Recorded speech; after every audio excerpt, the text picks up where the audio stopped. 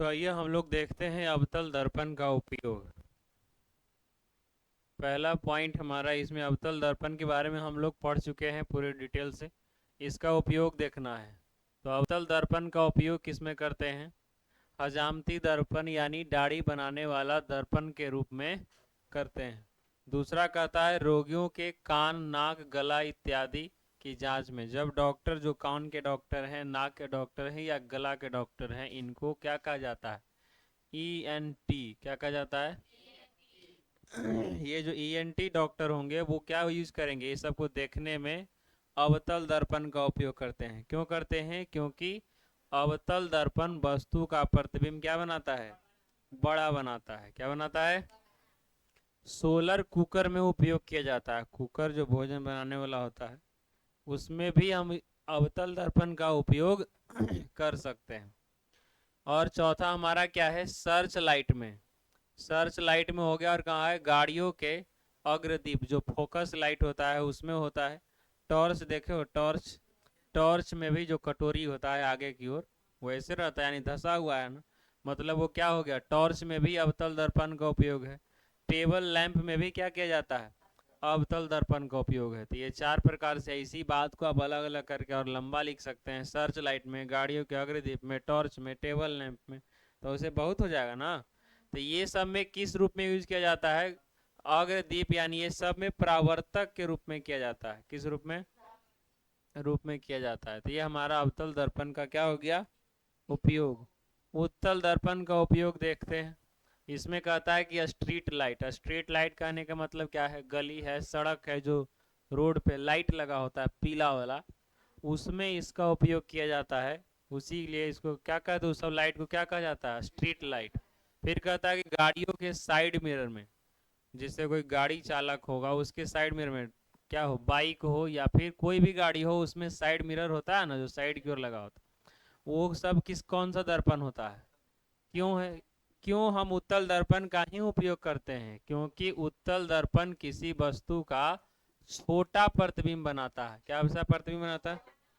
और कैसा प्रतिबिंब बनाता है? काल्पनिक। कैसा बनाता है? और सीधा बनाता है। बनाता है कि नहीं बनाता? इसीलिए इसको गाड़ी के साइड मिरर के रूप में वो यूज किया जाता है, ताकि पीछे का एक बहुत बड़ा क्षेत्र छोटा रूप में दिखा दे, जिससे गाड़ी चलाने में क्या हो जाए? आसानी हो। तो ये हमारा उत्तल दर्पण और अवतल दर्पण का क्या हो गया? उपयोग हो गया। अब हम लोग एक नया चीज पढ़ेंगे और वो हमारा है क्या? Sign convention. क्या है? जिसको हिंदी में कहते हैं चिन्ह परिपाटी। क्या कहते हैं? चिन्ह परिपाटी। ये हम लोग पढ़ेंगे दर्पण के संदर्भ में। किसके संदर्भ में? दर्पण के संदर्भ में। देखो, चिन्ह परिपाटी से हम लोग ये पता लगाएंगे कि कब साइन पॉजिटिव होगा और कब साइन नेगेटिव होगा। ठीक है? तो सब लोग बोर्ड पे ध्यान दीजिएगा। जैसे हम कोई भी दर्पण ले लीजिए आप। क्या करना है? कोई दर्पण, ये सभी दर्पण के लिए लागू होगा। ठीक है? ये हमारा क्या हो जाएगा बाबू? पी, यानी ध्रुव। क्या हो जाएगा? तो साइन कन्वेंशन के अनुसार इंपॉर्टेंट बात क्या ध्यान में रखना है? पहला बात है कि सभी दूरी जो है, क्या, दर्पण में सभी दूरी कहां से मापी जाएगी? ध्रुव से। कहां से मापी जाएगी? ध्रुव से मापी जाती है। ठीक है? दर्पण में सभी दूरी कहां से मापा जाएगा? ध्रुव से। हमको फोकस दूरी मापना है, वक्रता त्रिज्या मापना है, वस्तु दूरी मापना है, प्रतिबिंब दूरी ज्ञात करना है। तो सब कहां से मापा जाएगा? ध्रुव से। ये बात हमेशा ध्यान में रखना है। दूसरा बात इसमें कहता है कि आपतित किरण। क्या?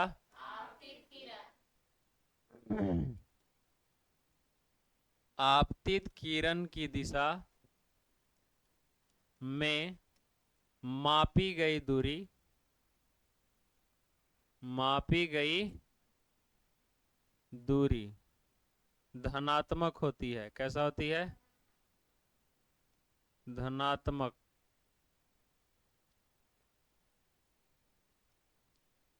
धनात्मक होती है। ठीक है, अब तीसरा बात इसमें ध्यान रखना है कि आपतित किरण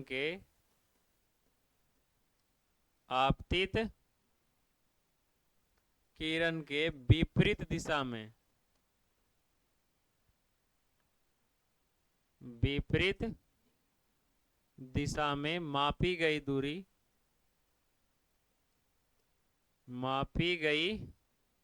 दूरी ऋणात्मक होती है। कैसा होगा बाबू? ऋणात्मक होती है। ये चिन्ह परिपाटी का पता आपको रहना चाहिए। समझ गए बात को? एक और इसमें हमारा बात है, क्या है कि ध्रुव से लंबवत ऊपर की दूरी, कहां से? तो यहां लिख दिया जाए, चौथा पॉइंट होगा ना। ध्रुव से, कहां से? ध्रुव से लंबवत ऊपर की दूरी, ऊपर की दूरी क्या होगी? धनात्मक होती है, धनात्मक होती है। पांचवा पॉइंट आप लिख दीजिए, ध्रुव से लंबवत, या मुख अक्ष से भी कह सकते हैं। ध्रुव से लंबवत नीचे की दूरी, किधर की? नीचे की दूरी क्या होगी बाबू? ऋणात्मक होती है। क्या होती है? बस, तो ये बात चिन्ह परिपाटी के संदर्भ में आपको हमेशा याद रखना है। ठीक है, जैसे देखिए, ये हम एक कोई दर्पण ले लिए हैं, और ये दर्पण हमारा कैसा दर्पण है बाबू? अवतल दर्पण है। कैसा दर्पण है? अवतल दर्पण है। तो ध्यान से समझिए, ये आपतित किरण है ना? तो आपतित किरण की दिशा में, तो इधर जितना भी दूरी मापा जाएगा, कहां से? ध्रुव से इधर, इधर मत देख लेना, किधर देखना है? ध्रुव से इधर, यही ना आपतित किरण है। तो आपतित किरण की दिशा में मापी गई सभी दूरी क्या होगी? मतलब इस ध्रुव से इधर का जितना दूरी है वो सब के सब क्या होगा? धनात्मक, यानी पॉजिटिव होगा। कैसा होगा? पॉजिटिव। अब ये लौटेगा किधर? इधर नहीं लौटेगा। तो ये यानी आपतित किरण इधर हो गया और परावर्तित इधर हो गया। तो वही चीज लिखा गया है कि आपतित किरण की दिशा में मापी गई सभी दूरी क्या होती है? धनात्मक होती है। और उसके विपरीत दिशा में मापी गई दूरी क्या होगा? तो ध्रुव से इधर जो भी दूरी मापेंगे ये सब क्या होगा? ऋणात्मक होगा। क्या होगा? तो यहाँ फोकस होगा ना इसका, ये वक्रता केंद्र होगा। कोई दिक्कत? तो देखो तो, इस दर्पण के लिए कौन सा दर्पण है? अवतल दर्पण है जी। तो अवतल दर्पण में, किसमें? अवतल दर्पण में फोकस दूरी क्या होगा बताओ? क्या बताना है तुमको? फोकस दूरी बताना है। क्या बताना है? फोकस दूरी। देखो तो, फोकस दूरी यानी कहां से मापेंगे? ध्रुव से फोकस तक। तो ये आपतित किरण की दिशा में है या उसके विपरीत है? विपरीत ना जी, यहां से इधर ना आ रहे हैं। तो क्या बताए थे कि आपतित किरण के विपरीत दिशा में मापी गई दूरी क्या होगी? मतलब इसका फोकस दूरी क्या होगा? नेगेटिव होगा। क्या होगा? नेगेटिव। दूसरा, वक्रता त्रिज्या अगर हम निकालते हैं, क्या निकालते हैं? त्रिज्या अगर पता करें तो ये भी क्या होगा?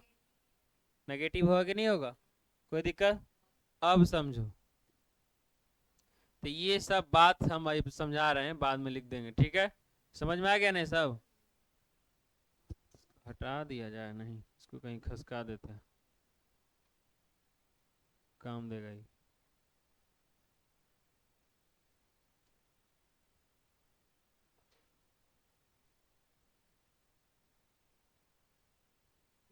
इधर का दूरी नेगेटिव। समझ गए बात कितना? अब क्या बताया तुमको? ये जो हमारा ऊपर का दूरी था, यानी मुख अक्ष के लंबवत ऊपर की दूरी, यही जान रहे थे ना? तो यानी ध्रुव से जो ऊपर का दूरी जितना होगा वो सब के सब क्या होगा? और नीचे का जितना भी दूरी होगा वो क्या होगा, नेगेटिव। तुम्हारे दिमाग में ये नहीं होना चाहिए कि इधर पॉजिटिव और इधर क्या हो जाएगा, नेगेटिव, वैसे सब गलत हो जाएगा। हमको ये दोनों बात इंपॉर्टेंट है, दूसरा और तीसरा, ये भी सब इंपॉर्टेंट है, लेकिन ये दोनों ध्यान में रखना है कि आपतित किरण की दिशा में मापी गई दूरी धनात्मक होती है और उसके विपरीत दिशा में मापी गई दूरी क्या होती है, ऋणात्मक होती है। और सभी दूरी कहाँ से मापी जाएगी, ध्रुव से मापी जाएगी। कोई दिक्कत इसमें? और हम लोग क्या जाने, ध्रुव से लंबवत ऊपर की दूरी धनात्मक होती है और नीचे की दूरी क्या होगी, ऋणात्मक होती है।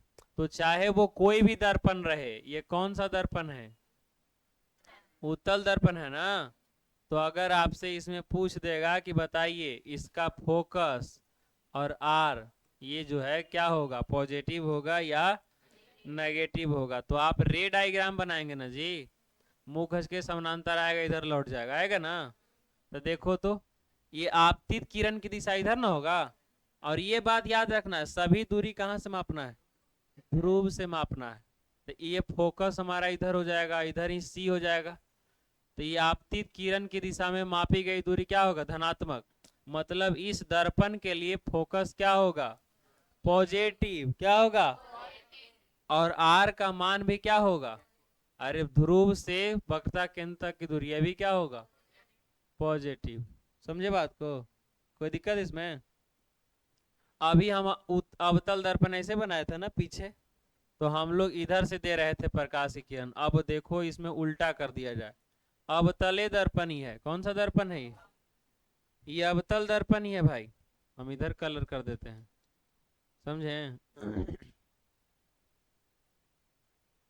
तो अब देखो तो इसमें क्या होगा, अब प्रकाश की किरण इधर से ना आएगा जी, कोई दिक्कत, और इधर परावर्तित हो जाएगा। तो फोकस तो ये है, अब इसका बताना है कि फोकस क्या होगा और आर क्या होगा, दोनों बताना है। फोकस क्या होगा इसका, अरे आपतित किरण इधर ना हो गया, तो इधर का दूरी क्या हो जाएगा और इसके विपरीत क्या हो जाएगा, तब फोकस क्या हो गया और वक्रता त्रिज्या भी क्या होगा।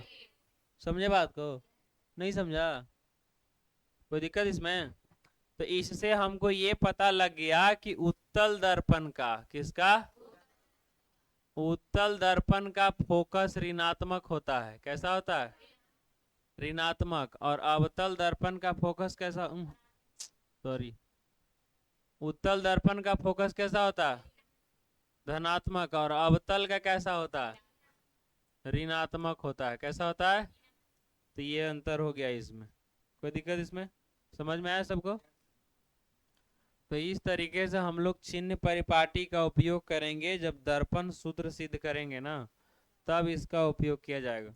तो चिन्ह परिपाटी क्या है, इसका वर्णन करना हो तो ये 5 पॉइंट लिख देना है, ठीक है। आपको समझ में आ गया है कि आपतित किरण की दिशा में मापी गई सभी दूरी धनात्मक होती है और उसके विपरीत दिशा में मापी गई सभी दूरी क्या होती है, ऋणात्मक होती है। दर्पण में सभी दूरी दर्पण के ध्रुव से मापी जाती है। ध्रुव से लंबवत ऊपर की दूरी धनात्मक होती है और ध्रुव से लंबवत नीचे की दूरी। तो इसी के साथ वीडियो को समाप्त किया जाता है, तब तक के लिए आप सभी का धन्यवाद, ठीक है।